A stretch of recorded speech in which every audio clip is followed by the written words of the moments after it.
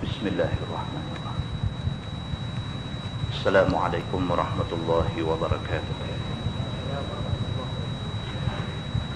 Alhamdulillah wa bihi nasta'in. Ashhadu an la ilaha illallah wahdahu la syarika lah. Wa ashhadu anna sayyidana Muhammadan abduhu wa rasuluh. Wa nusalli wa nusallim ala hadzal nabiyil karim sayyidil mursalin wa ala alihi wa sahbihi ajma'in. Amma ba'd. Ayyuhal mu'minun ittaqullah usikum wa iyaya bittaqwallah faqad fazal muttaqun. Muslimin dan muslimat, mudah-mudahan dirahmati Allah Subhanahu wa taala. Di dalam sebuah hadis riwayat daripada Abil Munzir Ubay bin Ka'ab radhiyallahu anhu, kata dia, kana rajulun la a'lamu rajulan ab'ada minal masjid minhu wa kana la tukhti'uhu salah faqila lahu aw faqultu lahu law ishtarayta himara tarkabuhu fi zalma'i wa في الرمضاء فقال ما يسرني أن منزلي إلى جنب المسجد إني أريد أن يكتب لي ممشاي إلى المسجد ورجوعي إذا رجعت إلى أهلي. فقال رسول الله صلى الله عليه وسلم قد جمع الله لك ذلك كله أو كما قال. Hadis sahih riwayat Imam Muslim. Seorang sahabat Nabi yang bernama Ubay bin Ka'ab radhiyallahu anhu, dia kata, setakat yang aku tahu, tak ada satu orang pun yang rumah dia lebih jauh daripada orang yang aku nak cerita ni, daripada masjid. Ubay bin Ka'ab kata, aku nak cerita tentang satu orang lelaki. Rumah dia ni dengan masjid cukup jauh. Setahu aku, seingat-ingat aku, tak ada orang yang rumah dia lebih jauh daripada rumah kau ni dengan masjid. Wa kana la tukhti'uhu salah, dan dia ni hak rumah paling jauh daripada masjid ni tak pernah miss sembahyang jemaah, dia kata. Ini Ubay bin Ka'ab nak cerita. Dia kata ada satu orang lelaki, rumah dia paling jauh dengan masjid, dan dia ni hak duduk paling jauh dengan masjid ni, sembahyang jemaah tak pernah miss. Faqila lahu aw faqultu lahu, maka Ubay bin Ka'ab kata dekat dia ni, kata dekat kawan hak rumah jauh daripada masjid ni, dia kata, law ishtaraita himaran tarkabuhu fi zalma wa fi ramda. Dia kata, alangkah baiknya kalau hang cari himar seekor untuk kamu naik himar ni daripada rumah kamu nak pergi ke masjid. Pasal rumah kamu dengan masjid jauh. Alangkah baiknya kalau kamu boleh ada kenderaan seekor, yang kamu boleh naik kenderaan ni fi zalma, pada waktu malam gelap, wa fi ramda, dan pada waktu panas rembang. Kau duk tengok hang ni daripada rumah duk main masjid ni, duk pukul kaki aja, duk berjalan kaki main. Dan hang ni pula satu orang manusia yang tak pernah miss jemaah di masjid. Nak mai daripada rumah nak mai ke masjid ni dengan duk berjalan kaki ni, kalau nak semayang lagi sejam kena keluar pergi dah, pasal tak ada kenderaan. Ubay bin Ka'ab pergi bagi cadangan dekat dia ni. Dia kata, alangkah baiknya kalau hampir beli himar seekor buat kenderaan untuk nak mai masjid. Lebih-lebih lagi bila duk balik malam, lepas sembahyang Isya nak balik fi zalma, dalam gelap malam ni, kalau ada kenderaan balik lebih baik. Dan gelak-gelak subuh duk main masjid, kalau ada kenderaan itu lebih baik. Dan pada waktu tengah hari rembang nak berjalan main sembahyang lohong, kalau ada kenderaan cepat sikit, taklah kena terik matahari lama sangat. Alangkah baiknya kalau kamu boleh beli himar sekong sebagai kenderaan untuk memudahkan kamu pergi masjid. Ubay bin Ka'ab kata kat dia ni macam tu. Faqala, maka jawab laki-laki ni, dia kata, ma yasurruni anna manzili ila janbil masjid. Dia kata, aku sebenarnya kalau rumah aku dekat dengan masjid, itu benda yang tak menyeronokkan aku. Maknanya aku lebih suka rumah aku jauh daripada masjid, dan aku lebih suka dengan keadaan aku lah. Rumah aku paling jauh dengan masjid, dan aku tak pernah miss sembahyang jemaah, dan aku duduk pergi masjid ni aku berjalan kaki pergi. Aku suka dengan keadaan aku lah ni. Inni uridu an yuktaba li mamsyaya ila al-masjid wa ruju'i idza raja'tu ila ahli. Dan aku sangat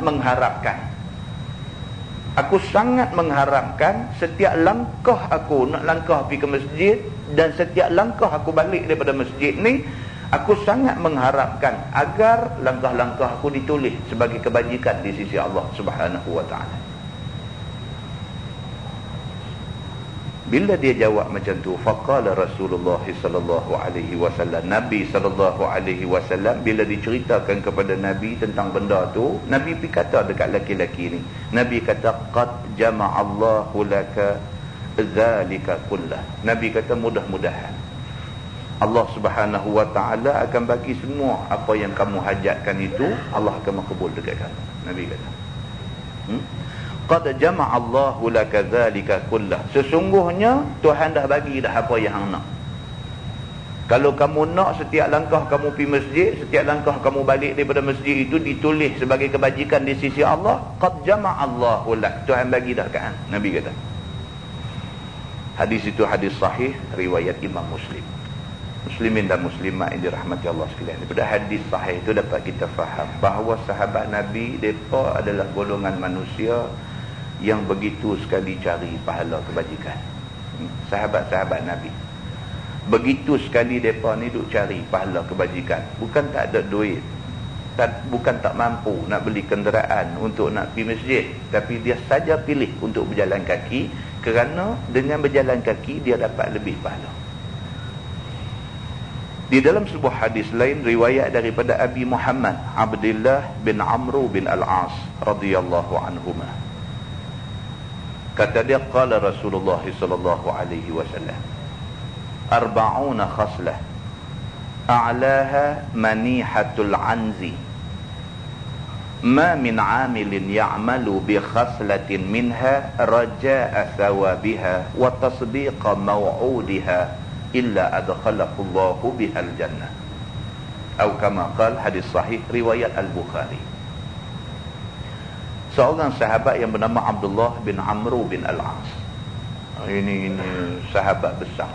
Kalau baca kisah dia pun panjang. Abdullah bin Amr bin Al-As. Abdullah ni pun hebat, pak dia Amr bin Al-As pun hebat. Cerita dah banyak kali dah. Amr bin Al-As, pak dia ni gubernur. Sebelum mati dia menjawat jawatan gubernur. Bila dekat nak mati, orang mai ziarah dia waktu dia sakit, tak mau tengok muka orang, dia duduk tengok jidar, dia duduk tengok dinding. Sampai anak dia ni, Abdullah yang riwayatkan hadis ni, sampai anak kata kat dia, dia kata, ayah, pasal apa ayah ni, yang main ni kawan-kawan ayah, pasal apa ayah tak mau tengok muka mereka, ayah marah apa kat mereka. Dia kata, aku tak ada marah kat siapa-siapa. Dia kata, cuma aku duk teringat balik perjalanan hidup aku. Aku melalui tiga peringkat dalam perjalanan hidup. 3 peringkat. Peringkat pertama, aku benci ke Nabi. Dia kata, sebelum aku masuk Islam, Nabi Muhammad ni manusia yang aku paling benci. Bencinya aku ke Nabi ni sampai kalaulah masa tu Nabi duk ada depan aku, pasti aku bunuh dia. Dia kata, Allah selamatkan aku tak mati masa tu. Dia kata, kalaulah aku mati masa aku tengah duk benci ke Nabi, aku tak tahu apa nak jadi kat aku. Peringkat hidup yang kedua, dia kata, Nabi ni manusia yang aku paling kasih. Lepas aku masuk Islam, Nabi ni jadi manusia yang aku paling kasih. Sehingga kan pada masa tu dia kata, kalau Nabi tengok aku pasti tak boleh tengok muka Nabi. Hormat aku dekat Nabi ni, kalau Nabi tengok aku pasti tak tengok dia. Kerana terlalu hormat aku dekat Nabi ni. Bahkan kalau sekiranya siapa-siapa minta suruh aku sifatkan rupa Nabi macam mana, aku tak boleh nak sifat. Sebab aku tak berpeluang nak tengok Nabi lebih lama. Kerana aku segan ke Nabi, dia kata. Aku berasa sangat sedih. Dia kata kerana Allah tak bagi aku mati masa tu. Dia kata kalaulah aku mati masa tu, masa aku tengah duk sayang Nabi sungguh-sungguh tu, alangkah eloknya, alangkah bahagianya hidup aku akhirat esok. Dalam ni dia kata aku duduk peringkat ketiga dalam perjalanan hidup aku. Aku duduk dalam keadaan menjadi gubernur memerintah negeri. Kalaulah sekiranya Allah matikan aku dalam tempoh ni, aku takut nak menghadap Allah. Dia kata, aku takut nak menghadap Allah, takut kok kalau aku tak tunai hak rakyat yang tertanggung atas bawah aku. Dia kata, aku dalam keadaan sedih. Dia kata. Ini Amru bin Al-As. Anak dia Abdullah bin Amru bin Al-As yang meriwayatkan hadis ni, dia kata Nabi SAW bersabda, Nabi kata 40 khaslah a'laha manihatul anzi. Nabi SAW bersabda, Nabi kata ada 40 perkara. Ada 40 perkara, ada 40 benda baik yang manusia patut buat. Nabi kata 40 khaslah, ada 40 cabang kebaikan. Kebaikan ni ada banyak macam, ada banyak cabang. Nak buat kebaikan ni cukup banyak. Nabi kata, Nabi sebut 40. 40 tidak bermakna 40. 40 makna banyak. Itu maksud dia. Kalau tuan-tuan kita belajar ilmu hadis Nabi ni, dia beritahu kat kita, bila dia sebut kata lebih pada 3 tu, bukan makna angka tu, tapi makna dia banyak. Bila Nabi kata 40 khaslah, ada 40 cabang kebaikan, maknanya bukanlah ada 40 saja kebaikan, ada banyak macam kebaikan kita boleh buat dalam dunia ni. A'laha manihatul anzi, di antara kebaikan itu yang tertinggi sekali ialah kita bagi seekor kambing betina kepada orang untuk orang perah susu dia ambil minum. Tuan-tuan, negeri Arab tuan-tuan, air payah, minuman payah. Dalam keadaan minuman payah ni, kalau kita ada kambing, dia sebut manihah. Manihah ni manihatul anzi. Anzi tu kambing lah. Manihatul anzi maksudnya kambing betina yang susu dia cekang, banyak susu. Kita pergi bagi kambing betina hak susu cekang ni, pergi bagi ke orang untuk orang nak perah susu dia ambil minum. Bila habis susu tu dah perah kering, dah habis minum, kita ambil balik kambing tu, kita bagi kambing lain pula yang juga manihatul anzi. Maksudnya apa? Maksudnya kita bagi orang minum air, minum susu. Itu paling baik. Dalam keadaan tempat orang semua mengharapkan minuman, hak orang harap tu kita bagi, itu kebaikan yang paling tinggi. Kalau dalam keadaan orang mengharapkan bantuan duit, kita bagi bantuan duit kat dia, kita buat satu sumbangan yang cukup tinggi. Dalam keadaan orang mengharapkan makan, kerana lapang sungguh-sungguh tak ada makan, kita bagi makan, itu kebaikan paling tinggi. Kita bagi benda yang memang orang tu nak pada masa tu. Maka Nabi SAW kata, kebaikan ni ada banyak macam, dan yang paling tinggi dalam banyak-banyak kebaikan tu ialah kita bagi kepada orang tu manihatul anzi, kambing yang cekang susu dia untuk orang perah susu dan minum, buat minum hari-hari. Nabi kata, ma min amil ya'malu bi khaslatin minha raja'a sawabiha wa tasdiqa maw'udiha illa adkhalahu Allahu bihal jannah. Nabi kata, mana-mana orang yang beramal dengan salah satu daripada amalan-amalan kebaikan itu, dia beramal tu semata-mata mengharapkan pahala dan keredaan Tuhan, semata-mata kerana dia percaya dengan janji Tuhan, illa adkhalahu Allahu bihal jannah, tak ada balasan lain melainkan Allah janji syurga untuk dia. Tuan-tuan, pengajaran daripada hadis ni ialah, kita buat apa benda aku harap keredaan Allah. Kita percaya Tuhan janji kebaikan untuk kita, kita percaya. Kita baca ayat Quran, kita baca hadis Nabi, sebahagian daripada kita kadang-kadang tak percaya dengan ayat Quran, dengan hadis Nabi. Sebahagian tak percaya. Kita baca ayat-ayat Quran cerita tentang perang Badar, baca cerita tentang perang Uhud, bagaimana mai bantuan Allah Subhanahu Wa Taala kepada tentera Islam. Sebahagian daripada kita baca lah, bukan kata tak percaya, tapi tak apa kuat kepercayaan. Bila duk kata Allah hantar malaikat bersaf-saf untuk tolong tentera Islam, turunnya malaikat ini murdifin, dia kata dalam keadaan bersaf-saf untuk tolong tentera Islam. Kita baca betul kan ni, zaman Nabi memanglah Tuhan boleh tolong. Kita duk puasa lagu tu, mai perang Rusia dengan apa nama Afghanistan dulu, berapa banyak benda jadi kita tengok. Bila Rusia lepas peluru daripada jet pejuang dia turun, tak semena-mena tiba-tiba muncul sekawan burung piduk apung peluru berpandu tu atas belakang burung ni, turun letak peluru di bawah, tak meletup. Saya masa tu student di universiti lagi, dia orang panggil apa nama wakil daripada Afghanistan, mai bagi ceramah. Dia nak cerita, dia ni doktor PhD, mai bagi ceramah cerita tentang perang Afghanistan dengan Rusia. Dia mai cerita tentang peluru jatuh burung, tiba-tiba tak tahu mai daripada mana, tiba-tiba muncul piduk tahan atas belakang dia, peluru turun letak di tepi mujahidin Afghanistan ni. Dia duk cerita tu, dia air mata keluar bergenang. Pasal dia tengok benda ni, dia ada sama dengan kumpulan mujahidin Afghanistan. Dia ada sama, dia tengok macam mana benda tu berlaku depan mata. Benda yang selama ni duk baca dalam hadis Nabi, dalam apa kata bantuan Allah ni, tiba-tiba ditakdirkan jadi depan mata. Tak tahu nak cerita, air mata keluar kan. Ada mai cerita Amerika nak pi apa nama Tehran, nak pi selamat tebusan dia di kedutaan Amerika di Tehran masa Jimmy Carter jadi presiden dulu ni. Helikopter yang dipandu oleh anggota tentera elit yang cukup terlatih ni, sama-sama dia berutuh meletup terbakar, rentung habis mayat semua. Lah dia duk ulang pula dah dalam perang adu jadilah ni. Jadi pun dah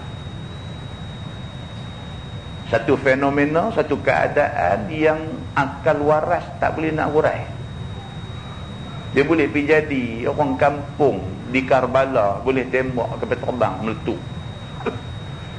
Tak boleh fikir. Padahal kelengkapan yang digunakan oleh Amerika ni semua yang sophisticated, yang cukup canggih, latest punya kapal terbang. Dia bukan hantar kapal terbang Karibo apa. Dia tak hantar yang tu, dia hantar yang latest punya. Kapal terbang tengah duk terbang boleh stop. Macam helikopter tengah duk terbang boleh stop, tak bergerak. Kapal terbang hak depa guna boleh macam tu. Orang kampung tembak boleh jatuh. Banyak kalau nak cerita banyak lah, duk keluar berita hari-hari dah lah ni, kita duk baca tengok macam-macam jadi. Duk dalam kem sama-sama dia, bom boleh meletup dalam tu. Apa ni? Tuan-tuan nak kata apa? Kita kata dah benda ni koinsiden, kebetulan. Kita kata betul ke koinsiden? Betul ke kebetulan? Kebantuan Allah ke nak main dekat orang Islam yang teraniaya? Muslimin dan muslimat yang dirahmati Allah. Saya kata dah semalam di Masjid Sungai Rambai, soal menang kalah ni soal atas penilaian orang. Mungkin manusia kata depa ni mati saja. Kalau mati depa ni kalah. Di sisi Allah Subhanahu Wa Taala, Allah tak kata kalah. Orang yang mati kerana mempertahankan negara dia mati syahid. Manusia kata kalah pun Allah kata dia syahid. Baik Allah kata daripada manusia kata. Kalau takdir mati semua, rakyat Iraq ni mati semua, dan depa hak mati ni pula niat depa nak pertahan negara. Sebab apa? Sebab Nabi kata Siapa yang mati kerana mempertahankan negara, fahuwa syahid, maka dia syahid. Mereka berkeyakinan dengan hadis Nabi itu, dan mereka mati, insya-Allah mereka syahid. Mati semua, orang kata habislah rakyat Iraq kalah semua. Kalah kita kata, Allah tak kata kalah, Allah kata syahid. Muslimin dan muslimat yang dirahmati Allah sekalian, macam itulah dalam hadis ni Nabi kata ada banyak cabang kebaikan. Kita boleh buat kebaikan ni banyak cara. Banyak cara kebaikan ni. Setidak-tidaknya ambil sekok kambing yang susu cekang, pergi bagi dekat orang tempat yang payah nak dapat minum, mereka boleh perah susu kambing ni buat minuman mereka. Itu adalah kebaikan yang cukup tinggi, Nabi kata. Dan barang siapa, kata Nabi SAW, Nabi kata, ma min amilin ya'malu bi khaslatin minha, barang siapa yang buat satu daripada cabang kebaikan ni, raja'a sawabiha, semata-mata mengharapkan balasan pahala daripada Allah, wa tasdiqa maw'udiha, dan dia membenarkan janji Allah. Walaupun benda ni kecil, tapi dia yakin ni, dia buat ni benda baik, Allah kata benda baik akan dibalas baik, dia yakin dengan janji Allah, illa adkhalahu Allahu bihal jannah, Tuhan tentu balas surga dekat dia. Nabi SAW janji, sudah tentu janji Nabi ni betul. Muslimin dan muslimat yang dirahmati Allah sekalian, dalam sebuah hadis riwayat Abi Musa radhiyallahu anhu anin Nabi SAW qala, ala kulli muslim sadaqah. Qala ara'aita in lam yajid? Qala an-nabi sallallahu alaihi wasallam ya'malu biyadihi fayanfa'u nafsahu wa yatasaddaq. Qala ara'aita in lam yastati'? Qala an-nabi sallallahu alaihi wasallam yu'inu dhal hajah al-malhuf. Qala ara'aita in lam yastati'? Qala an-nabi sallallahu alaihi wasallam ya'muru bil ma'ruf awil khair.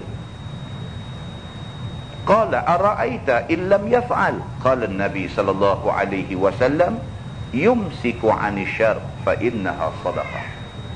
Atau kama qala, hadis muttafaqun alaih. Seorang sahabat Nabi yang bernama Abu Musa radhiyallahu anhu, dia kata Nabi SAW bersabda, Nabi kata, ala kulli muslim sadaqah, orang Islam hari-hari mesti bersedekah. Nama kata orang Islam hari-hari mesti bersedekah. Seorang sahabat bila dengar Nabi kata macam tu, dia kata ke Nabi, dia kata, ara'aita illam yajid? Dia kata, apa pandangan kamu ya Rasulullah kalau sekiranya orang Islam tu tak ada benda nak bagi ke orang? Nabi kata, orang Islam tiap-tiap hari mesti bagi sedekah. Dia kata, ya Rasulullah, bukan semua orang boleh bagi sedekah. Apa kata kalau dia ni tak ada benda nak bagi ke orang? Duit tak ada, nak bagi makanan tak ada, nak bagi apa? Dia orang yang tak ada apa benda. Macam mana dia ni? Nabi kata, ya'malu biyadih fayanfa'u nafsah wa yatasaddaq. Nabi kata, dah tahu kata tak ada apa, ya'malu biyadaihi, maka hendaklah dia pergi buat kerja dengan dua tangan dia. Dah duk tahu kata kita susah, miskin, tak ada apa, pergi cari kerja lah.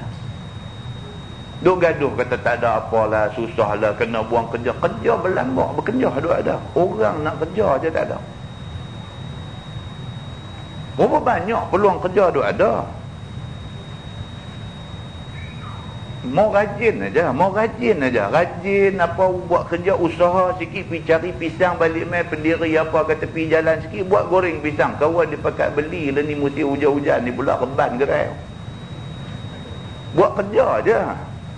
Tuan-tuan, rezeki ni tuan-tuan, rezeki ni orang minta sedekah buat ada rezeki. Apatah lagi orang yang buat kerja. Jangan cakap kata kita ni susah lah ni, miskin, duit tak ada nak belanja. Jangan cakap macam tu. Orang minta sedekah pun dapat rezeki. Ni ke pula kita buat kerja. Takkan Allah tak bagi rezeki? Burung tu bukan ada pejabat pun. Pagi-pagi keluar semerayuh, balik semua kenyang. Burung pagi-pagi kita balik semalam subuh sembunyi cucian terbang. Dia bukan ada ofis nak pergi kerja, dia bukan ada tempat tujuan tu, dia terbang lagu tu je, tapi balik ke sarang dia petang sekali lagi termolok cekang. Rezeki Tuhan taruh dah abang dia. Bila sahabat ni Nabi kata ala kulli muslim sadaqah, setiap orang Islam tiap-tiap hari mesti biasakan diri dia bersedekah. Sahabat ni kata dekat Nabi, macam mana kalau dia tak ada benda, tak ada apa nak bagi, nak sedekah? Macam mana duit tak ada, makanan tak ada, barang tak ada nak bagi ke orang? Macam mana dia ni? Nabi kata, dah tahu kata tak ada apa, ya'malu biyadaihi, tangan dua ada, pergi buat kerja. Nabi kata, fayanfa'u nafsah, bila kerja kita dapat memanfaatkan diri sendiri. Nabi kata, setidak-tidaknya bila kerja dapat rezeki itu manfaat untuk kita sendiri. Kita boleh lepas makan, anak pinak boleh makan dan sebagainya. Wa yatasaddaq, Nabi kata, dan kalau ada lebih rezeki bersedekah. Nabi kata, dia kata lagi, ara'aita illam yastati', dia kata, ya Rasulullah, kalau dia ni tak mampu nak buat kerja macam mana? Dia kata, dia bukan tak mau kerja, lam yastati', tapi dia tak mampu nak kerja macam mana? Nabi kata, yu'inu zal hajah al malhuf. Kalau dah tak mampu nak buat kerja, pergi tolong orang yang berhajat. Orang berhajat ni macam-macam hajat. Ada macam-macam hajat. Hajat, yang kata hajat ni macam-macam. Bukan kata berhajat kepada duit saja. Kadang-kadang dia berhajat kepada orang pergi bersembang hormat dia. Dia duk berasa dia ni hidup seorang, tak ada orang nak berkawan dengan dia, maka dia sangat berhajat ada orang mai duk bertegur siapa dengan dia. Kita pi tegur dia, kita memenuhi hajat dia. Maka kamu, Nabi kata, pi tolong orang yang berhajat, kamu tolong dia sama macam kamu bersedekah pahala dia. Sahabat ni kata lagi, ara'aita illam yastati', ya Rasulullah, dia kata, macam mana kalau dia ni tak mampu nak tolong orang, nak tolong orang pun tak mampu, macam mana? Nabi kata, ya'muru bil ma'ruf awil khair. Kalau nak tolong orang pun tak larat, pergi bercakap ke orang benda-benda baik, cukup. Ya'muru bil ma'ruf, tak usah tolong, tapi pergi cakap benda baik. Kata sahabat ni, ara'aita illam yaf'al, apa pula pendapat kamu kalau dia ni sampai nak pergi bercakap dengan orang suruh buat baik pun dia tak terbuat, macam mana? Nabi kata, yumsiku 'anil syarr fa innaha sadaqah. Nabi kata, kalau dah semua tak boleh, Nabi kata, tak sah buat jahat. Tak sah buat jahat itu sama macam pahala sedekah. Sampai nak pergi buat apa pun tak boleh. Sampai nak sedekah kata tak ada benda. Lepas tu Nabi kata pergi buat kerja, nak buat kerja tak larat. Nabi kata kalau dah macam tu tolong orang. Nak tolong orang pun tak mampu. Nak tolong orang tak mampu, Nabi kata lah pergi bercakap sudah. Terus tolong pergi bercakap je orang, suruh orang buat baik. Dia kata hak tu pun kalau tak boleh buat macam mana? Nabi kata kalau dah semua tak boleh, satu benda hang kena buat juga. Apa dia? Yumsiku 'anil syarr, jaga diri hang daripada jadi jahat ke orang. Tak usah piduk hina orang, tak usah piduk mengatakan orang, tak usah piduk fitnah orang, tak usah piduk buat cerita yang boleh mengaibkan orang. Hang jaga diri hang, jangan buat benda ni, fa innaha sadaqah, sama macam pahala sedekah. Hadis itu hadis sahih, muttafaqun alaih. Sepakat ulama mengatakan itu hadis sahih. 3 hadis kita baca tuan-tuan, kita nampak macam mana luasnya rahmat Tuhan. Tuhan ni duk tunggu nak bagi pahala aja. Kita nak kena buat. Kita nak kena usaha ke arah kebaikan. Tuhan ni duk tunggu nak bagi pahala. Tuhan duk tunggu nak bagi pengampunan dekat manusia. Tuhan nak manusia minta ampun kat dia. Dalam hadis kata minta ampunlah dekat Tuhan pada waktu siang. Kerana Allah bersedia untuk mengampunkan orang ni atas dosa-dosa yang dia buat malam tadi. Minta ampunlah pada waktu malam, pasal Tuhan bersedia untuk nak ampunkan dia atas dosa yang dia buat siang tadi. Allah duk tunggu kita minta ampun kat dia. Manusia tak minta ampun kepada Allah Subhanahu wa ta'ala. Muslimin dan muslimah yang dirahmati Allah sekalian, kita pakat-pakat perbetul diri kita. Kalau apa-apa jadi kat kita, tak ada siapa boleh tolong kita melainkan Allah Subhanahu wa ta'ala. Jadi macam orang Iraq lah ni, siapa boleh tolong dia? Nak sebelah dia, Kuwait nak tolong. Tolong panggil Amerika, mai duk negeri dia serang lagi. Nak agak siapa tuan-tuan? Kita bila susah nak agak siapa? Tak usah buat contoh Kuwait. Tak usah buat contoh Iraq, Kuwait tak mau tolong. Kita buat contoh kita adalah keluarga kita lah. Kalau kita susah, kau abang kita nak tolong kita? Tak semua.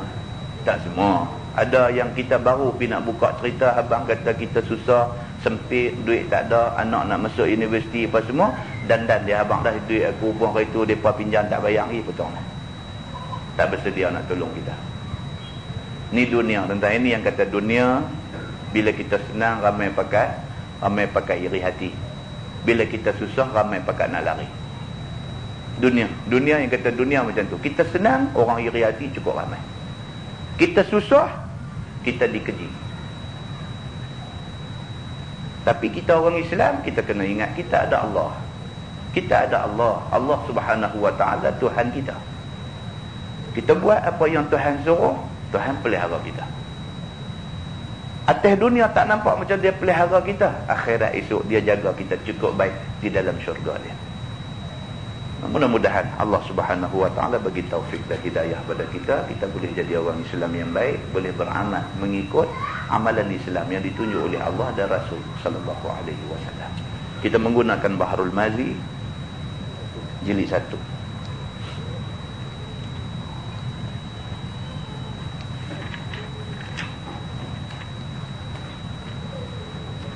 Muka surat 178.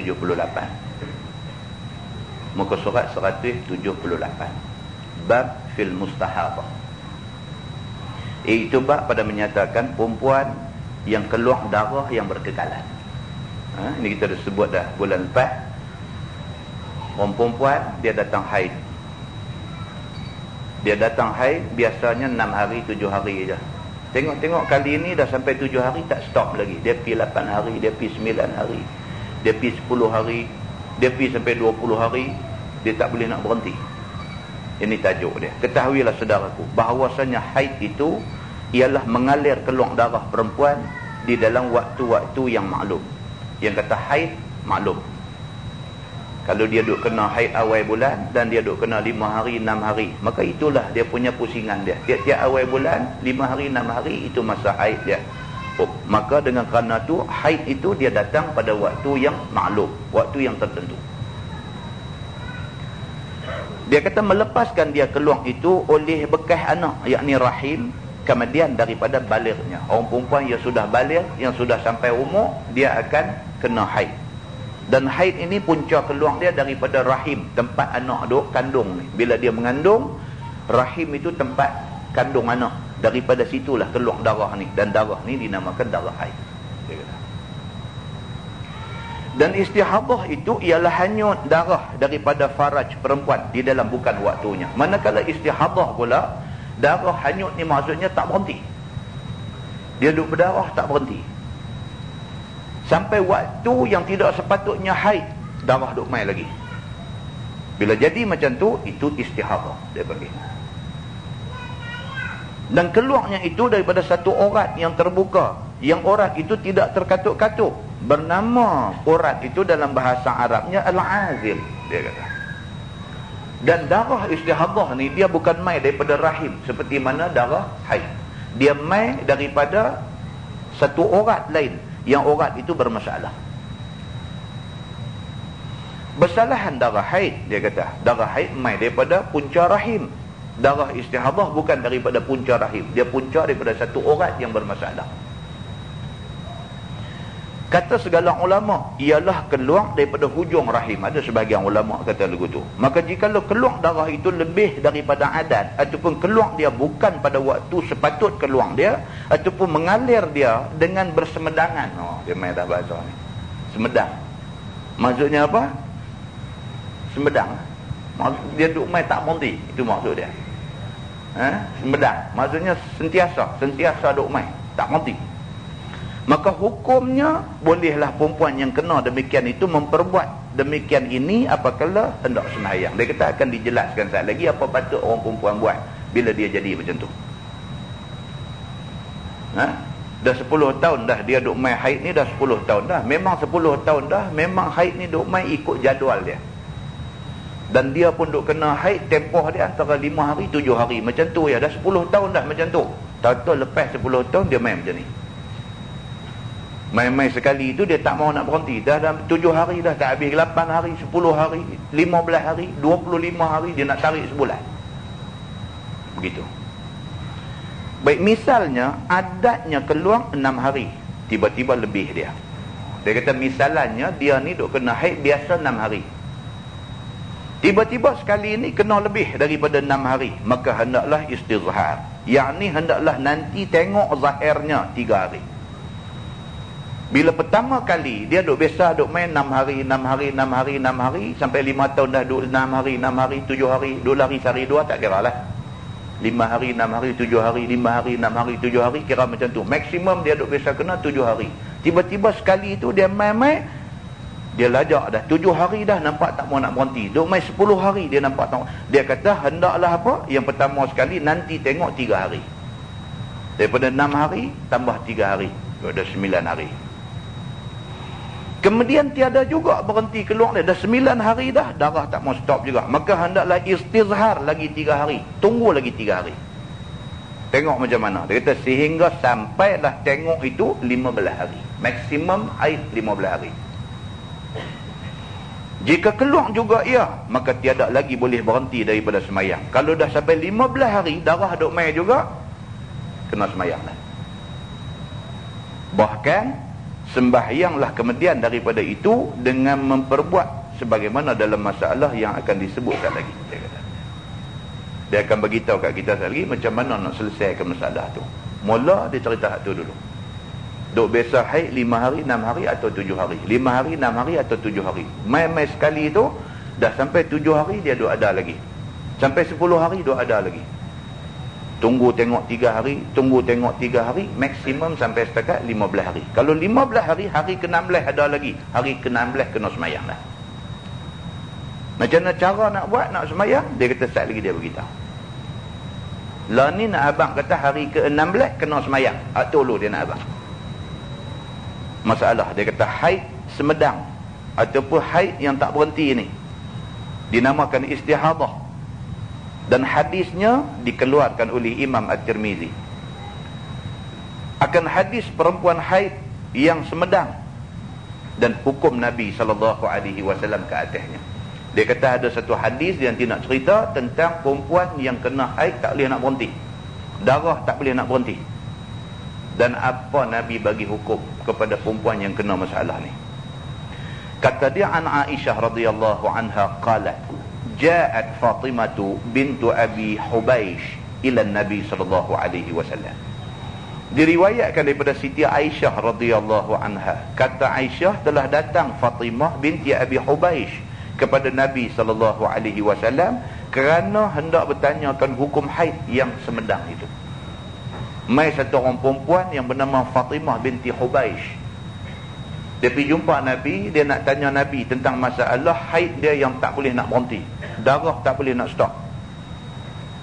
Faqala ya Rasulullah, inni imra'atun ustahadu fala athhuru afa ada'u salah. Maka kata Fatimah, ya Rasulullah, bahawasanya hamba satu orang perempuan yang kena darah haid semedang. Dia kata, saya ni satu orang yang kena haid saya tak mau berhenti. Maka orang yang haid itu hamba tahu dia tak boleh semayang melainkan kemudian daripada sucinya. Saya faham orang perempuan bila kena haid tak boleh semayang, kena tunggu sampai hari suci barulah dia boleh semayang. Yang tu saya faham, dia kata. Maka tiadalah hamba suci. Masalah lah ni darah saya tak berhenti, jadi maknanya saya tak suci, dia kata. Maka adakah hamba sembahyang? Maka adakah hamba tinggalkan sembahyang lagi? Dia kata ni, selalu duk main 6 hari, 7 hari, ni dah main 10 hari dah. Adakah saya masih lagi kena tinggal sembahyang? Saya masih tak boleh sembahyang lagi? Amboi, ruginya hamba. Dia pergi kata dekat Nabi, rugilah saya. Dia kata kalau macam ni, saya tak ada masa untuk sembahyang, rugilah saya. Ini beza sahabat Nabi zaman dulu dengan lah ni. Lah ni dia duk kira cantik, dia kata tak kena sembahyang. Nakal sikit. Nakal sikit. Bukan setakat nakal tak tu. Nakal sampai tak pergi lelaki menikah dua dah lah ni. Nakal ni nakal menjadi-jadi. Nakal lah ni. Kan? Nakal. Sahabat perempuan dulu, bila main darah hidup biasa, main 6 hari, 7 hari, 6 hari, 7 hari, tentu lebih daripada 7 hari. Dia merasa rugi pasal dia tak boleh nak buat ibadat. Nak semayang tak boleh, nak baca Quran tak boleh. Dia merasa rugi dia ni. Bila dia main haid ni, dia merasa rugi. Bila hari dah lebih daripada sepatutnya, sepatut 6 hari, 7 hari, ni dah pi 10 hari, pi cari Nabi dah. Pi cari Nabi, nak tanya satu, nak tanya masalah dia ni, pasal apa jadi macam ni. Tentu bukan kata Nabi. Selepas zaman Nabi pun, ulama-ulama Islam dulu, mereka ni dua-dua bidah. Ibnu Sina, yang kata Ibnu Sina ni, bukan sahaja dia terkenal dalam bidang perubatan. Ibnu Sina juga seorang hafiz Quran. Dia hafal 30 juzuk Quran. Saya jumpa satu sahabat pun di Masjid Seberang Jaya. Habis-habis mengajar turun mai, dia mai jumpa salam, bawa dukung anak kecil, mai jumpa apa semua. Tanya dia. Dia tanya, ustaz kuliah lepas ni di mana lah apalah semua. Tanya dia duk kerja di mana. Dia kata duk kerja UiTM. Matang Pasir, Propinan. Oh, saya kata duk mengajar apa? Dia kata electrical engineering. Pensyarah dalam kejuruteraan elektrik.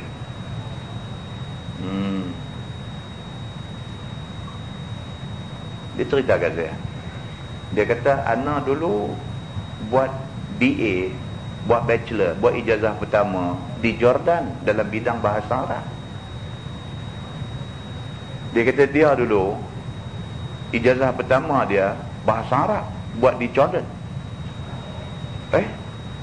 Lah duk mengajar apa ni? Dia kata mengajar electrical engineering. Budak cerdik kan.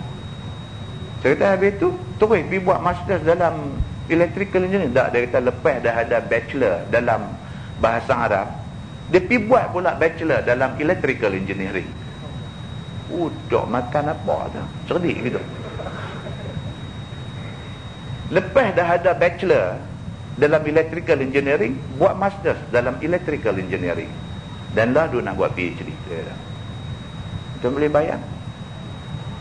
Kita mengaji Arab saja pun mogah terpurung kepala dah punya duk menggapai payah aku main bahasa Arab. Bukan? Dia boleh switch channel dia daripada bahasa Arab tu, dia switch pi pula, bukan switch pi bidang hak ringan-ringan ni, masuk engineering, electrical engineering. Dan bukan setakat switch pi buat bachelor saja, buat first degree saja, dia boleh buat master lagi dalam bidang tu, lah nak buat PhD. Tapi bila kita balik fikir-fikir balik, ulama-ulama dulu macam tu. Ibnu Sina, tuan-tuan, pakar dalam bidang perubatan, dan dia specialize di dalam bidang neurology, dalam bidang kaji saraf ni, nerve system. Dia bila dia tak jumpa penyelesaian kepada kajian perubatan dia ni, dia pergi semayang sunat. Hafaz Quran 30 juzuk. Ulama dulu macam tu. Ulama dulu macam tu. Duk mai zaman kemudian ni kita duk tawang. Lah ni kalau pergi mengaji agama, ambil syariah, Usuluddin tak pandai. Kalau pergi ambil syariah, kalau nak tanya apa hukum hakam dekat dia tentang usul fiqh, tentang apa qawaid fiqhiyah apa semua pandai. Tapi tanya dia tentang tauhid, tentang jenis Usuluddin punya cerita ni tentang hadis. Orang kata ustaz nak tanya apa beza dia antara hadis hasan dengan hadis maudhu'. Dia mula ada buat lengah. Dia tak mengaji benda tu, dia mengaji syariah saja. Tapi lulusan agama lah, tapi tawak. Ilmu tak kemas. Hak mengaji Usuluddin pula, cakap sedaplah kalau baca tafsir Quran ni, dia punya kupasan dia sampai kita dengar ni kagum, sehabis-habis kagum. Dia boleh cerita kaedah tafsir ni satu-satu terang pula, kaedah cukup hebat. Umpi tanya dia soalan fiqh, tanya dia ustaz ni nak tanya masalah haid orang perempuan ni, dia muka dia pucat lah. Nak tanya ni masalah haid orang perempuan ni, saya nak tanya hari tu ada satu orang tanya saya, dia duk biasa mai haid 6 hari 7 hari apa semua. Ni lah dia duduk lajak sampai 12-13 hari, ni dah lajak sampai 20 hari. Macam mana Ustaz dia nak kena semayang juga ke macam mana ke? Lengah tekuk pula dia pun. Pasal dia kau duduk lama, kau duduk tawang. Kau duduk tawang. Satu, pasal sistem pendidikan yang mengasingkan syariah dan usuluddin. Yang kedua, pasal kebejatan akal manusia. Kita ni makin balong. Tak mampu nak kuasai ilmu ni, tak mampu, berasa tak larat dah. Duk terai hafal surah Sajdah ni, duk terai hafal yang mata merambu. Bukan pasal apa, pasal ayat tu mengusik hati apa tak merambu, saya tak boleh ingat. Dia bejat, kita ni dia jadi bejat. Kan, akal jadi bejat. Orang terang-terang gamak payah kita tak mau dengar. Nak ambil hal mudah, nak ambil hal simple aja. Orang lah dia jadi macam tu. Jadi tak boleh nak jadi macam orang dulu. Tak boleh nak jadi.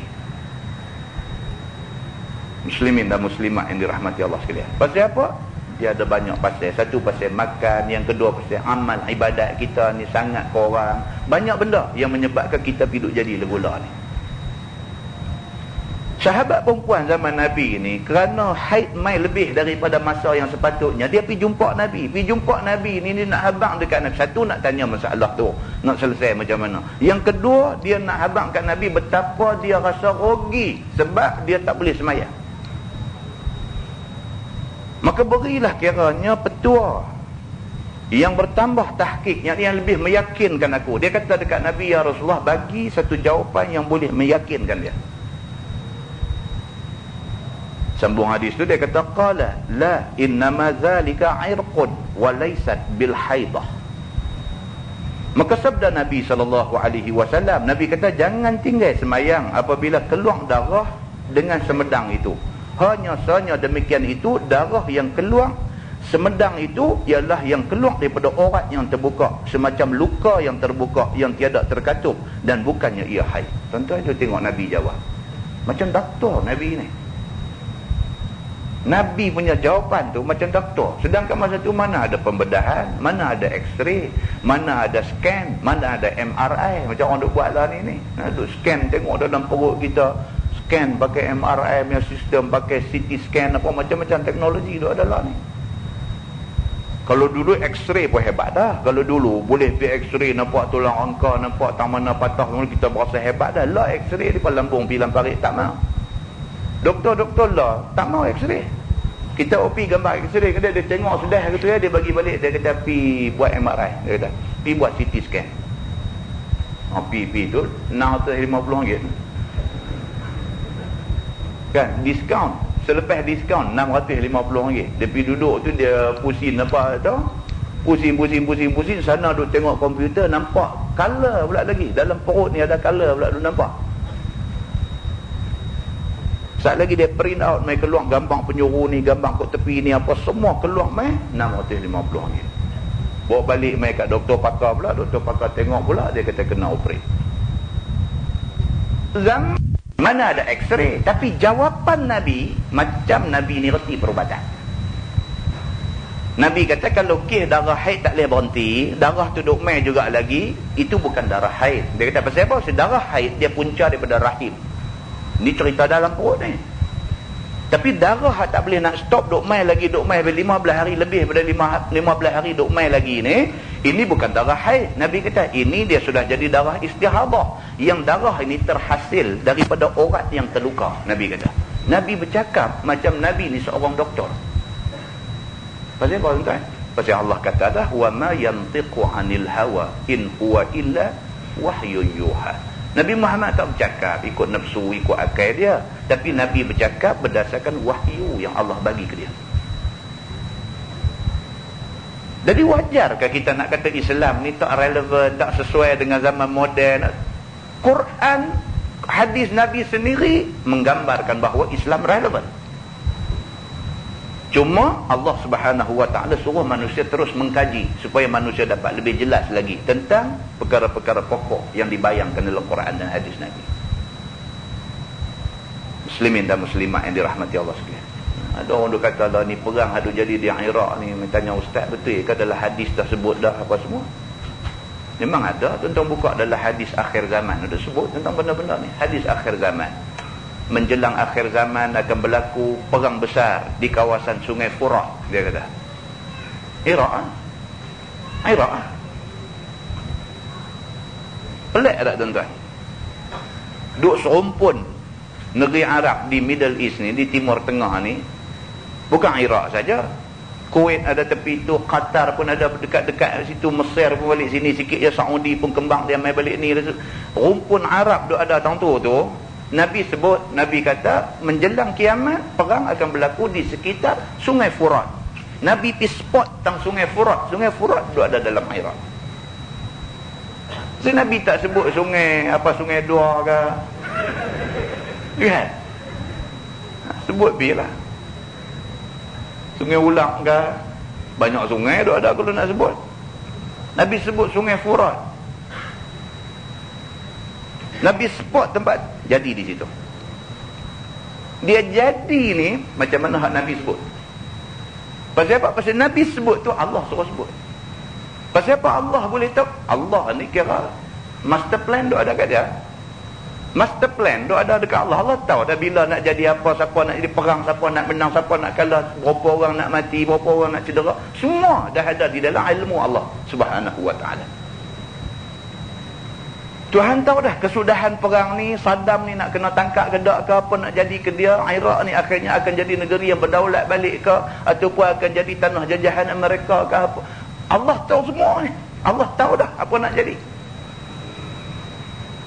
Hak tak tahu ni kita tunggu tengok apa jadi ni, berapa pula kita kebal orang Iraq, tentera Iraq pergi berlakon buat nak surrender, depa pun seronok turun mai kata tengok-tengok kena tawan berdandan, mereka pun teringat balik perjanjian Geneva lah apalah semua. Kalau ikut isi perjanjian Geneva ni, orang tawanan ni jentik selinga pun tak boleh. Hak dia sendiri no dapat tangkap orang dah angkat bendera putih nak serah diri, dia pergi tembak bumbang, tendang bagi masuk dalam lubang, tak apa, yang tu tak gaduh ikut perjanjian apa pun. Tapi orang dia jentik selinga pun tak boleh, pasal perjanjian Geneva kata lagu tu. Tak ada langsung keadilan dalam dunia ni, tak ada langsung. Dah. Tu sahabat saya kata kalau TV harga 5 kupang dia terajang 15 kali sehari. Dia kata sakit hati dengar berita-berita ni. Dia kata kalau harga 5 kupang sehari 15 kali terajang. Tak adil. Kita nak teriak, kita rasa nak teriak, rasa nak menjerit. Ni apa ni? Terlampau sangat ketidakadilan ni, terlampau sangat. Tak ada pasal yang hampir duk masuk negeri orang nak arah pemimpin ni turun orang ni apa. Rakyat sendiri tak kata apa, yang hampir duk masuk campur pasal apa. Hak tu pun cukup dah. Pergi tuduh kawan ni ada senjata biological, ada senjata kimia lah apa. Hantar orang pergi periksa kawan tu masuk negeri orang, buat lagu negeri dia, lagu pak dia tinggal kat dia negeri tu dan sebagainya. Cari selongkang bewah kati apa semua, cek semua, tak ada. Tak ada, dia kata ada juga, nak serang juga. Kalau 5 kupang 15 kali sehari terajang. Tapi lagu tu lah kita boleh buat apa kan? Lagu tu doa je lah. Doa silahul mu'min. Senjata orang yang beriman doa. Tentuan satu dunia doa kat tangan doa, takkan Tuhan tak dengar langsung kan? Dia bagi bantuan tapi dia main sikit. Muslimin dan muslimat yang dirahmati Allah sekalian. Baca bab haid pun dia lepas happy sampai akhirah. Masalah. Itu kadang-kadang silap tajuk kata. Nabi SAW kata darah istihadah ini bukan darah haid. Dia kata pasal dia terhasil daripada orang yang luka, yang tua saya tu. Dia kata kerana darah haid itu keluar daripada penghabis rahim dan darah istihadah ia hasil daripada urat. Maka janganlah tinggal semayang, bahkan ikut seperti yang diajarkan oleh aku ini. Nabi kata orang perempuan yang darah ni dah confirm dah sebagai darah istihadah, maka kena semayang. Dia kata. Sambung hadis tu dia kata fa iza aqbalatil haidah fada'is salah. Maka apabila mula datang keluar haid, maka tinggalkan semayang. Bila mula-mula kena haid, dia duk bisa kena 5 hari bulan. Bila mai 5 hari bulan darah keluar, yang tu kira haid, maka tak payah semayang. Kerana ialah di dalam hukum haid, tak semayanglah. Sehinggalah sampai engkau nanti berubah warna darah itu daripada asalnya. Darah haid ni Orang perempuan dia faham benda ni. Darah haid dia nanti mai, dia punya color dia macam mana, perasaan dia rasa macam mana, dia rasa darah tu keluar macam mana. Orang perempuan dia nanti tahu benda ni. Dia nanti tahu. Dia mai, orang perempuan dia nanti tahu benda ni. Bila yang kata darah haid, dia ada satu perasaan bahawa itu darah haid. Dan bila tak ada perasaan tu, perasaan darah haid tu tak ada, itu bukan darah haid. Sekali lagi dia nanti cerita detail kat kita. Dia kata wa iza adbarat faghsili anki dama wasalli. Dia kata. Dan apabila putih darah dengan bahawa asalnya hitam pekat, kemudian jadi perang ia, maka basuhlah daripada engkau akan darah itu dan mandi haid dan sembahyanglah engkau. Berdasarkan warna darah, dia boleh tahu hak mana haid, hak mana bukan haid. Darah haid biasanya dia mai mula tu kalau merah, kemerah-merahan, merah betul. Dan dia pekat. Lama-lama dia jadi kehitam-hitaman. Sampai 6 hari, 7 hari, habis darah haid. Lepas 6 hari, lepas 7 hari, dia mai color, dia duk mai color perang. Bila dia duk mai color macam tu dan keadaan dia cayang dan sebagainya, tahu dah ini bukan darah haid. Orang perempuan dia tahu benda ni. Begitu. Qala Abu Muawiyah fi hadithihi wa tawadda'i likulli salatin hatta yaji'a dhalikal waqt. Kata Abu Muawiyah. Abu Muawiyah adalah guru kepada guru Imam At-Tirmizi. Di dalam hadisnya lebih daripada yang tersebut itu. Sabda Nabi SAW lagi, dah hendaklah mengambil wuduk engkau ya Fatimah binti Abi Hubaish bagi tiap-tiap sembahyang fardu. Sehingga datang akan demikian itu oleh waktunya. Itu dia. Cerita dia macam ni. Orang perempuan dia main haid 5 hari bulan. Tarik api 6 hari. Kebiasaan haid dia 6 hari. 5, 6 dan 11 hari bulan.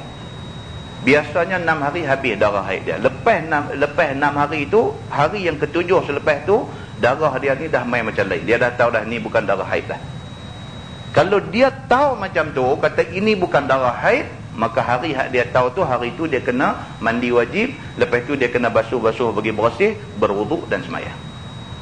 Itu kalau tahu. Kalau jenis tak tahu ni, tak boleh nak beza darah haid ke darah apa, dia yang dia tahu berdarah. Dia tak tahu nak beza macam mana. Maka hak ni tambah 3 hari, tambah 3 hari sampai 15 hari. Sampai 15 hari, hari 16 masih lagi ada darah. Mandi wajib, ambil ayat semayang, semayang. Dan satu ayat semayang untuk satu semayang fardu. Macam tu cara dia. Kata At-Tirmizi, dan pada bab ini ada riwayat daripada Ummi Salamah. Dan kata Abu Isa, bermula hadis Aisyah ini ialah hadis yang hasan lagi sahih. Masalah haid yang semedang, yang sentiasa tak berhenti itu, dan hukum sembahyang dia macam mana. Kata At-Tirmizi, dan ialah yakni sebagai pada hadis dan masalah itulah difatwakan oleh ketiadaan seorang daripada ahli ilmi, daripada sahabat Nabi SAW dan At-Tabi'in. Dan dengan dialah perkataan Sufyan Ats-Tsauri dan Imam Malik dan Ibnul Mubarak dan Imam Asy-Syafi'i. Dan bahawasanya orang yang kena haid semedang tak berhenti, orang yang kena darah istihadah itu, apabila melampaui haidnya akan hari quruknya, hari bersihnya, lebih daripada 15 hari, nescaya mandilah ia. Kalau dah sampai 15 hari, darah duk main lagi, hari yang ke-16 tu kena mandilah. Dan mengambil wuduk bagi tiap-tiap sembahyang dia. Tiap-tiap kali nak sembahyang kena ambil wuduk. Walaupun wuduk dia tak batal, oleh kerana darah istihadah duk keluar, maka dia kena ambil wuduk lagi. Maka mengenal quruk itu akan dibincangkan kemudian. Dia kata masalah haid yang dibezakan darahnya dengan istihadah dan hukum dia. Kata Imam Syafi'i di dalam bermula hadis Siti Aisyah dalam masalah itu menunjukkan atas bahawasanya Fatimah binti Abi Hubaish akan darah istihadahnya berbeza ia daripada darah haid. Dia ada hadis yang nak tunjuk kata beza darah haid dengan darah istihadah. Kerana difaham daripada jawab Nabi SAW, iaitu sabda Nabi, fa iza aqbalatil haidah, maksudnya maka apabila datang haid, maka tinggalkan sembahyang. Maka apabila habis qadarnya sampai lebih daripada 15 hari, maka basuh olehmu akan darah itu dan sembahyang. Kata Imam Syafi'i, maka kami kata apabila darah perempuan haid itu berbeza maka jadilah beberapa hari merah sehabis-habis merah. Ini dia abang sifat-sifat darah haid. Darah haid ni dia kata bila dia mai, dia kata dia keadaan warna dia merah sehabis-habis merah. Lagi pekat kehitam-hitaman. Itu darah haid. Dia kata merah habis-habis merah dan pekat kehitam-hitaman. Itu darah haid. Lagi terasa panas dia. Orang pun tahu benda ni. Dan jadi beberapa hari lagi kehitam-hitaman panas itu, dan jadi beberapa hari kemudian tiada pekat lagi. Dah lepas 6 hari 7 hari darah tu dah tak pekat dah, cenderung kepada warna keperang-perangan ataupun kepada berkurangan, darah keluar korang, color dia pun keperang-perangan dan sebagainya, maka itu sudah dianggap sebagai darah istihadah. Macam tu. Maka hari darah yang likat lagi kehitam-hitaman lagi panas itu darah haid, dia kata. Dan hari darah tiada likat, maka itu ialah darah istihadah. Itu satu cara nak kenal yang paling mudah. Macam tu cara dia. Tuan-tuan, kadang-kadang kita tak jadi macam ni. Mak-mak ni dia tak jadi macam ni. Anak-anak ni hak baru cukup umur apa semua dia duk main kelang kabut. Sementara dia nak dapat tiun elok tu dia duk main kelang kabut.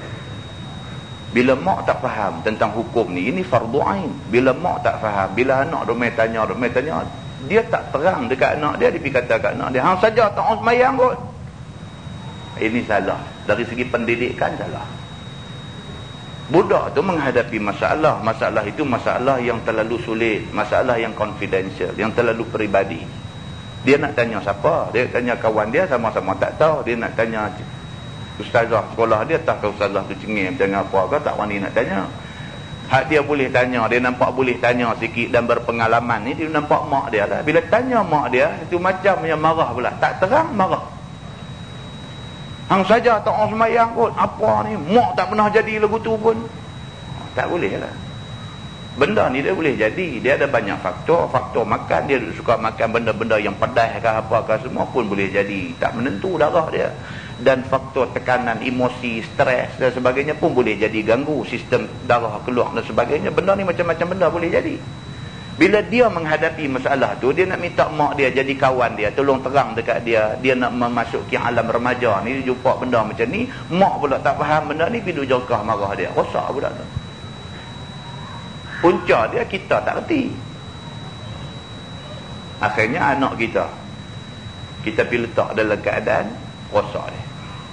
Gitu. Masalah haid dan istihadah dan mandinya, kata Imam Syafi'i, dan tiada disebutkan pada hadis Aisyah yang di dalam masalah itu akan mandi pada waktu berpaling haid, dan menyebut dia akan basuh darah. Maka telah kami ambil hukum mengisbatkan mandi itu daripada Quran. Firman Allah, a'udzubillahi minasyaitanirrajim, wa yas'alunaka 'anil mahid qul huwa adza. Maksudnya, dan bertanya akan dikau mereka itu daripada haid. Orang tanya Nabi tentang haid. Katakanlah olehmu wahai Muhammad, ialah busuk lagi diluati. Darah haid ni busuk dan orang tak suka. Lagi menyakiti ia akan orang yang menghampirinya kerana busuknya dan kerana najisnya. Dan kadang-kadang orang tak suka orang yang datang haid ni bau dan sebagainya. Itu ayatnya. Kata Imam Syafi'i, maka dikata orang wallahu ta'ala a'lam, maksudnya bersuci perempuan-perempuan itu daripada haid. Maka apabila bersuci mereka itu, tetaplah ia dengan air.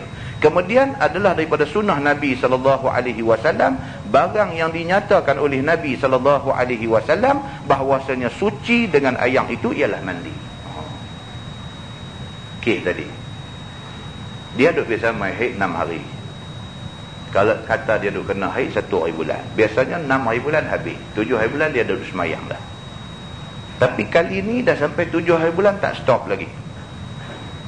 Kalau sekiranya dia boleh kesan dari segi hak ciri-ciri yang dia sebut tadi, warna darah, keadaan darah macam mana, rasa panas tak panas apa semua, dia boleh kesan dan dia boleh beza. Ini bukan darah haid dah. Okey, pada hari dia boleh kesan beza tu, pada hari tu darah tu sudah dianggap istihadah. Dia kena pergi mandi dan dia kena ambil ayat semayang dan semayang. Bagi kes orang yang tak boleh kesan, dia tak erti, dia tak tahu nak beza darah haid dengan darah istihadah, dia tak boleh nak beza. Selalu duk main 6 hari. Habis-habis lama 7 hari. Ni dah 10 hari dah, tak boleh stop lagi. Dan dia pula tak erti nak beza di antara dua darah ni darah apa. Bagi kes ni, dia tunggu 3 hari.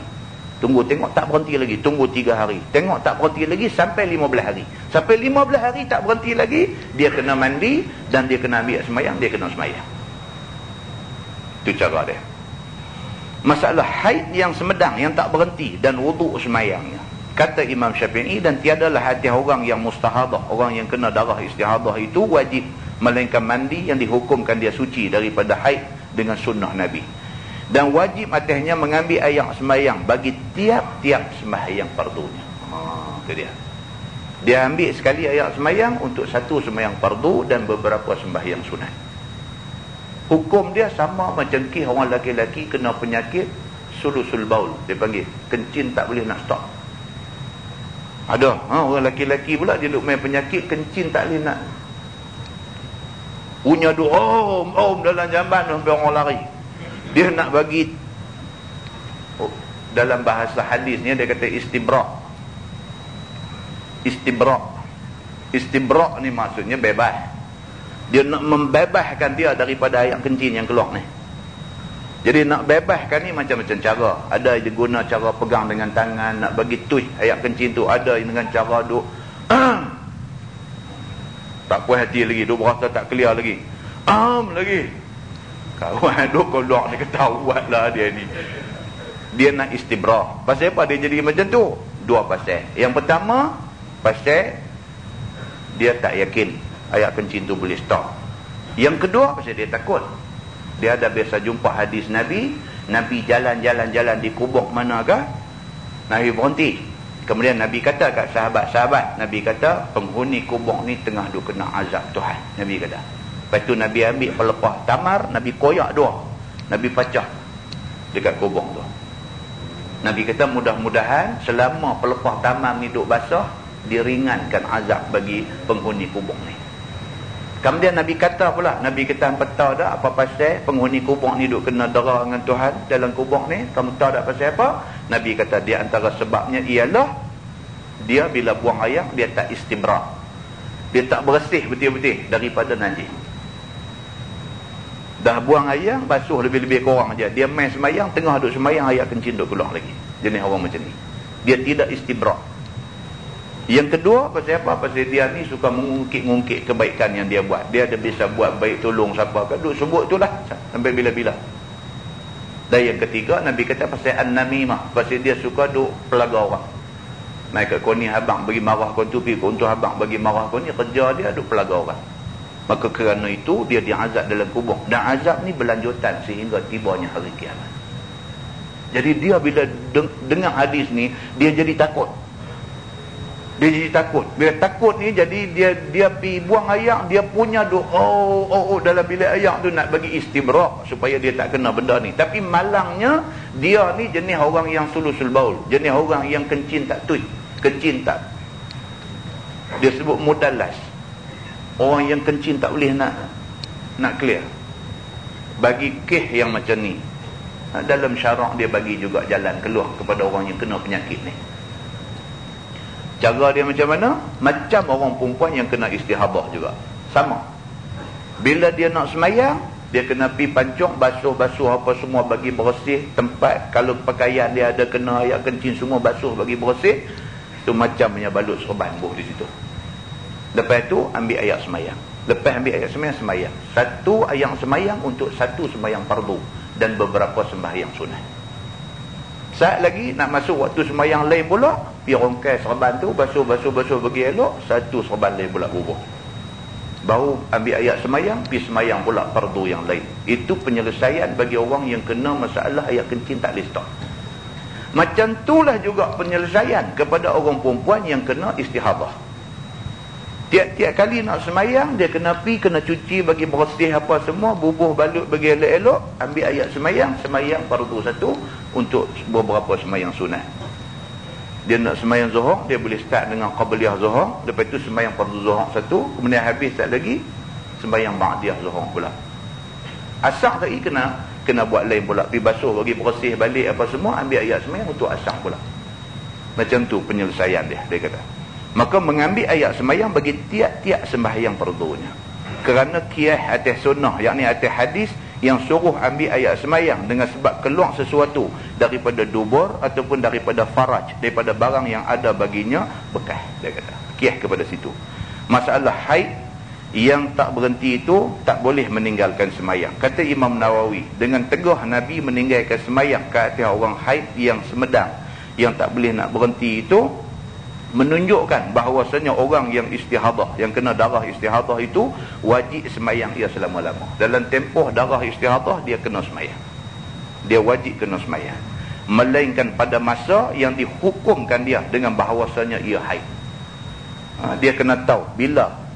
Biasa 1 hari bulan dia punya tarikh datang haid, maka 1 hari bulan biasanya sebelum dia jadi problem ni, biasanya sampai 7 hari. 1 hari bulan sampai 7 hari bulan, itu masa yang dihukumkan sebagai masa haid. Lepas 7 hari bulan, 8 hari bulan itu sudah dikira istihadah. Maka daripada 8 hari bulan tu bawa pergi sampai cukup masa 15 hari bulan. Dalam tempoh masa tu, tiap-tiap kali nak semayang, tiap-tiap kali nak apa, dia kena basuh, dia kena pergi cuci, kena ambil ayat semayang, 1 ayat semayang untuk 1 semayang fardu. Dia kena buat macam tu. Baik, masalah bertanya perempuan akan masalah dengan sendirinya. Ini pula perbahasan sampingan. Dia kata orang perempuan boleh tak boleh nak pergi tanya satu ustaz. Dia pergi seorang pergi tanya satu ustaz. Boleh tak boleh? Kata Imam Nawawi. Dan pada hadis Aisyah tadi menunjukkan harus bertanya dan harus minta fatwa bagi seseorang yang jatuh masalah baginya, yang ada masalah. Orang perempuan yang ada masalah boleh pergi tanya ustaz. Begitu. Dan harus meminta fatwa perempuan dengan dirinya sendiri dan bersemulut dengan laki-laki yang dihadapannya, yang dihadapkan pertanyaan kepadanya pada barang yang ta'aluk ia dengan bersuci dan segala hadas perempuan. Dan orang perempuan boleh pergi tanya satu ustaz yang laki-laki. Adakah ustaz yang perempuan? Ustazah yang perempuan. Kan? Sebaik-baiknya orang perempuan, masalah perempuan pergi tanya ustazah. Itu yang sebaik-baiknya. Tapi kalau dia dah tanya 3 ustazah, 5 ustazah dah tanya, semua duk abang kata pergi tanya ustaz. Ada je ustazah macam tu pun ada. Main tanya masalah yang berkaitan dengan perempuan, pergi tanya kat dia. Patut dialah selesai masalah tu. Pasal itu masalah orang perempuan, dan tanya dia ustazah.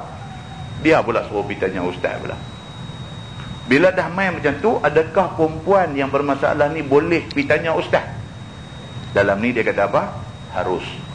Dengan tujuan nak minta fatwa. Dia kata maksudnya minta jawapan kepada masalah dia. Dan harus mendengar suara perempuan pada waktu yang hajat itu. Pada waktu itu tidak jadi satu masalah.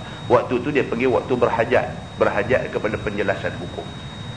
Wallahu a'lam. Lepas ni kita masuk bab ma jaa anna al-mustahadah tatawaddau li kulli salah. Tajuk yang kita sebut saat ni iaitu orang yang datang darah istihadah itu dia kena berwuduk tiap-tiap kali nak semayang. Ni tajuk selepas ni. Dia panjang tuan-tuan, saya tidak berhajat untuk nak baca panjang-panjang ni. Saya akan petik benda yang dirasakan berkaitan secara langsung dia. Tajuk ni dia boleh pergi sampai berapa belas muka surat. Saya takut kuliah pertama ni faham, lepas ni jadi tak faham balik. Kan, pasal dia saat lagi dia nanti bawa main perbahasan mazhab tentang benda ni. Imam Syafi'i kata lagu ni, Imam Hanafi kata lagu ni, Imam Hanbali kata lagu ni, lah kita jadi khusyuk habis semua. Saya akan petik ambil keputusan yang diputuskan oleh Imam Syafi'i saja. Kita ambil hak penting. Dan kita akan jumpa satu benda terkejut. Yang orang perempuan bila jumpa benda ni, Allah, dia kata lagu ni pula cara jenuh kita, dia kata. Dia akan jumpa satu benda terkejut. Bagi kisah orang perempuan yang kena istihadah ni, dia akan jumpa satu benda terkejut yang dia selama ni tak tahu kata kena buat macam tu. Kan, lepas tu Allah, dia kata lagu ni kau jenuh lah. Dia duk kira balik daripada umur dia akil balik berapa tahun lah, umur dia berapa kali dah dia duk kena masalah istihadah ni, dan penyelesaian yang dia buat sebelum ni tak betul. Macam mana dia nak kena buat balik? Kalau dalam mazhab Syafi'i, Imam Syafi'i dia kata kena qada balik semayang hak tinggal. Kalau sekali datang haid kena qada 14 hari. Pasal tempoh maksimum 15. Haid dia anggap 1 hari saja. Hari kedua sampai hari 14 itu dia duk tak semayang tu dia anggap sebagai hutang. Nak kena qada. Dia mesti pergi kata lagu tu, dia celaru. Duduk jumlah balik tu dia kata jenuh aku. Kemudian dia akan main pula perbahasan esok ni macam mana pula bagi orang yang ada tinggal semayang fardu, boleh tak boleh dia buat semayang sunat.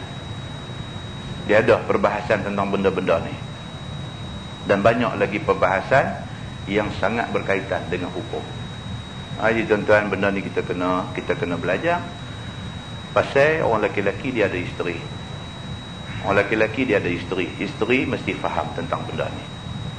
Kan takut saja aja kita ni hidup berdosa. Saja aja hidup berdosa. Mekah pergi dah umrah ni sampai selang setahun duk pergi umrah dan sebagainya. Tengok-tengok hak semayang ni pergi jadi sangkut. Ada juga orang jadi macam tu. Jadi jangan sampai kita jadi tersilap di dalam nak melakukan ibadah ni. Biar kita jelas tentang cara nak buat ibadah. Nah, wallahu a'lam. Lepas ni kita akan sambung tajuk yang kita sebut tadi. Wallahu a'lam.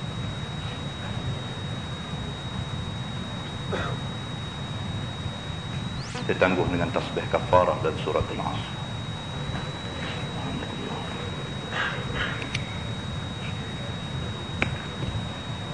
Bismillahirrahmanirrahim. Al-Asr innal insana